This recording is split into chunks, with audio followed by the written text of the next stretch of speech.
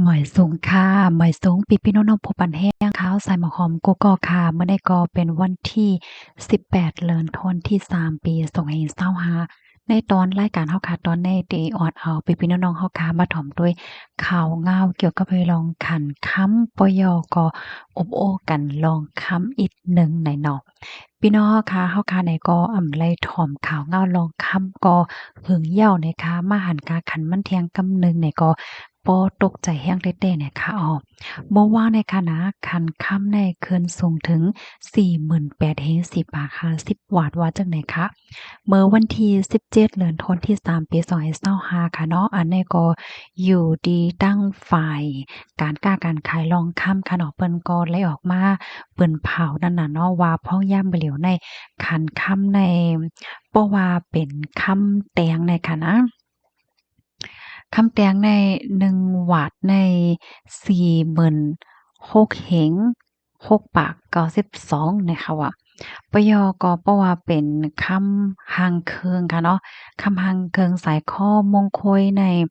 เดตกอยู่48,000เฮง10ปาก50นะคะอยนำค่ะเมื่อไกลนั้นอัน46,000นั้นเพราะว่าเฮาค่ะมีเสียกว่าขายเพราะว่าเฮาค่ะมีเงินเฮกว่าซื้อคำซ้ำ1วาทในติไลปันอยู่48,000เฮง10ปาก50นะคะเพราะว่าเป็นคำแตงค่ะเนาะคำแตงในซ้ำเพราะว่าเฮาค่ะมีเสียกว่าขาย1วาทในเตขายไลอยู่47,000เฮง5ปาก50เพราะว่ากว่าซื้อซ้ำติไลปันอยู่47,000เฮง6ปาก50ว่าไหนค่ะอันนี้ก็เป็นข่าวเงาลายคำในวันมื้อในกำในเฮาคาเดออนกันมาฮับพร้อมด้วยคะเนาะว่าคำในมันหลีจึงหือเก็บคำแน่จ่องมันหลีห้าแน่เนาะก็ย้ำมีพี่น้องค่ะหลายๆก็ดีต้องถามมาเมื่อใดค่ะในก็เลยหันแม่นข้อมูลค่ะเนาะว่าลองเก็บคำในมันหลีจึงหือเนี่ยค่ะการที่เฮาค่ะเป็นก้นดี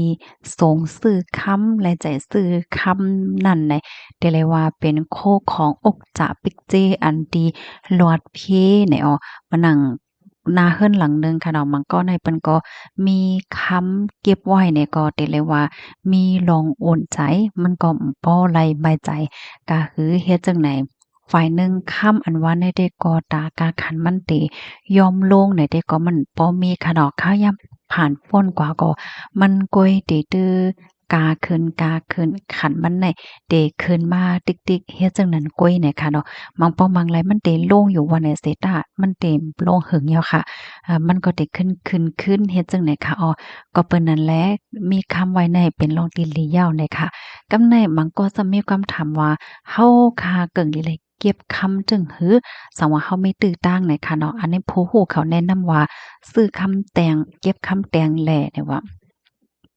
เพราะว่าเฮาคาซื้อคำแตงในเมื่อเฮาคาก็ซื้อคันมันก็ได้ถูกเลือสิ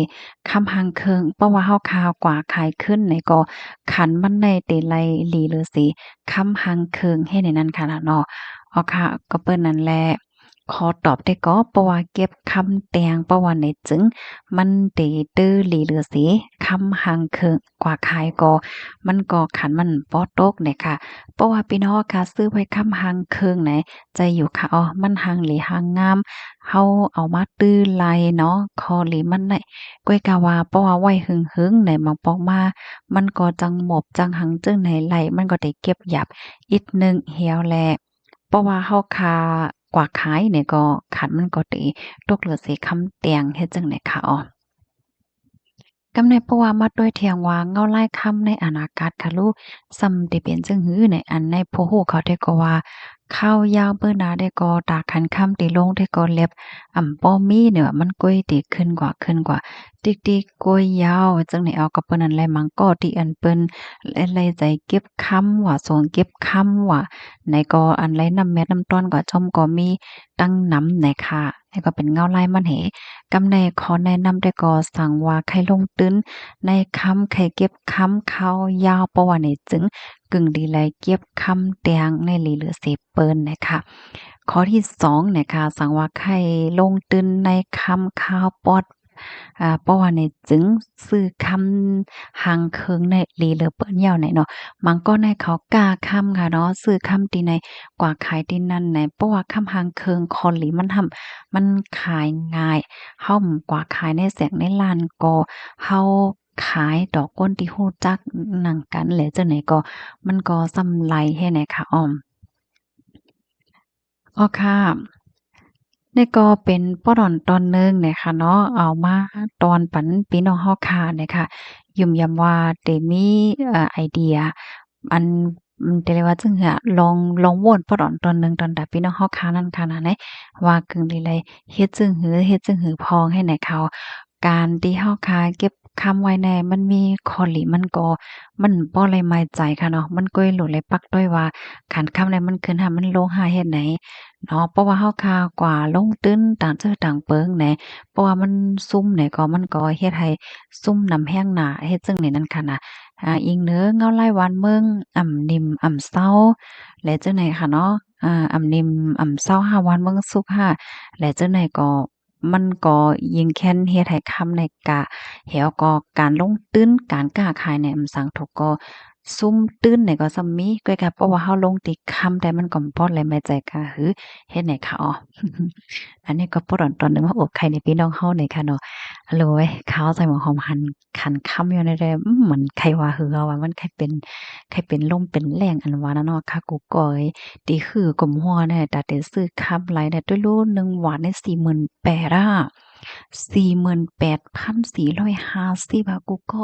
เที่ยงหมื่นปลายก็จะเป็น50,000เอาอะค่ำ2หวาดในไลตกเป็นแสนอะ ว้าวใครว่าเหอะอะเมื่อกูปอกได้1วัตต์แน่เลยเป็นอ้อมใจ100,000แน่เลยเป็น4วัตต์5วัตต์เจ้าปุ่นเนาะโอ้คันค่ำคืนมาตึกๆแล้วค่ะกูก็อ๋อค่ะได้ก็เป็นดอกอบโอ้กันค่ะนะพี่น้องค่ะถามมาหลายอ๋อใครต้องถามจึงหือไหนเนาะเกี่ยวกับเลยลองค่ำเลยจังได๋เนาะค่ะได้ก็บ่ขำฮู้ค่ะได้ก็หาข้อมูลให้จังมันลาดแท้ใดค่ะอ๋อ เพราะว่าด้วยพี่น้องใต้เฮาเนี่ยสอนว่าลักแหลมอะนะ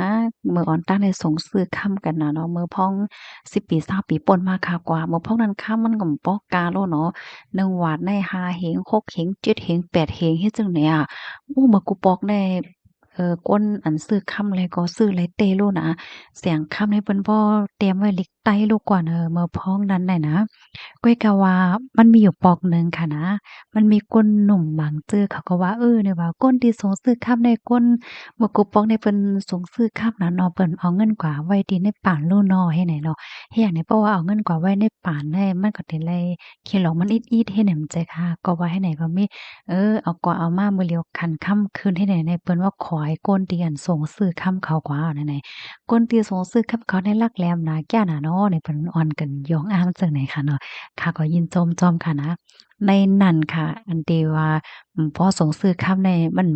มันมีไผไกลเนาะป้าจะโตค่าค่ะนะข้าวใส่หม้อหอมเป็นก้นที่สนใจคักเลยไม่อยากก็วนซื้อไว้ว่าหังว่าเฮ็ดจั่งใดคะวนก็วนมาก็ก้อยก็ว่าดอกนี้ซื้อมันก็บ่จึงหายแหละเนาะก็บ่รู้เลยมีเงินให้ได้แถมโลเลยนะก็จ้อมๆพี่น้องค่ะจื้ออันส่งซื้อค่ำเนาะมื้อก่อนฝนมาจังได๋มื้อแล้วคันค่ำก็ขึ้นแฮงหน้ายาวจังไหนอ้อ ยินจงกุ๊กก็ค่ะหมอยสุงค่ะ